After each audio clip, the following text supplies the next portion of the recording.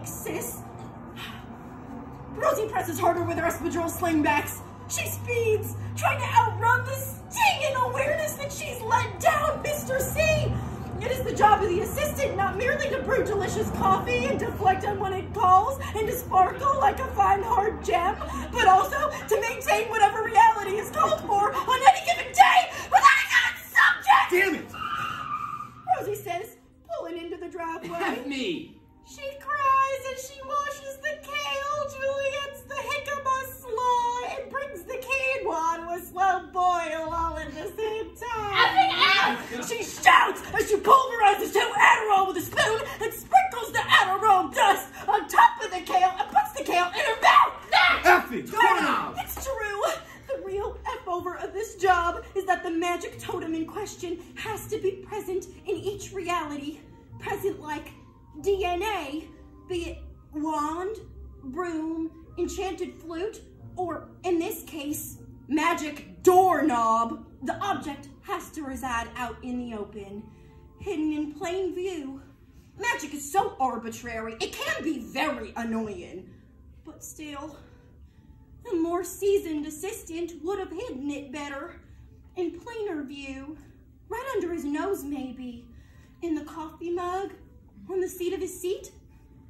At the very least, she might have furnished Mr. C with a diversion as the subject, Cashier Water, started to get his bearings to remember his base reality that was known to happen from time to time. They covered it in the training manual. Instead, she froze up.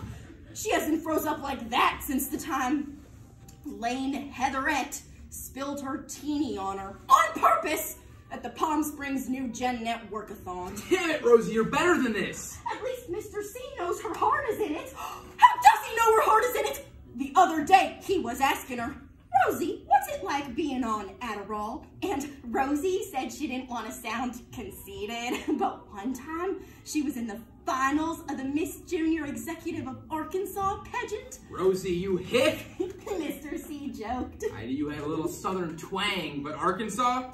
You fucking backwater hick. They were always joking like that.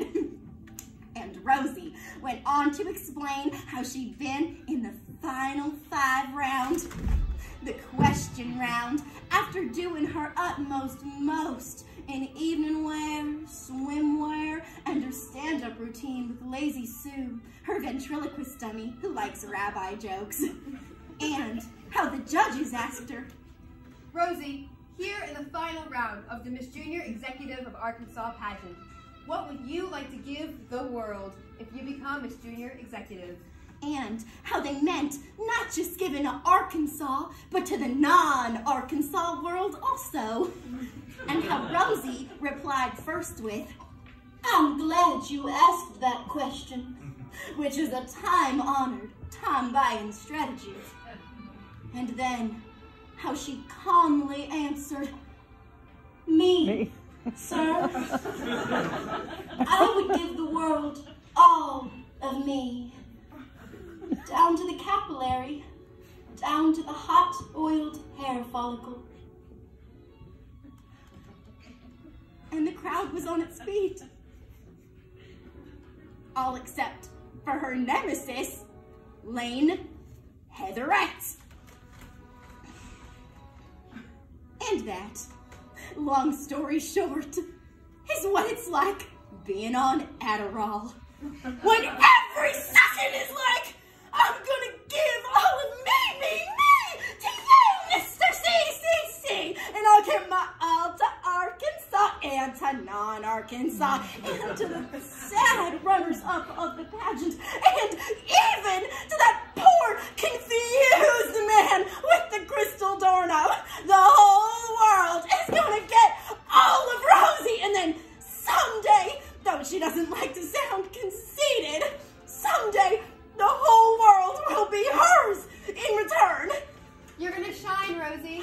Shine, Rosie. Shine, girl, shine!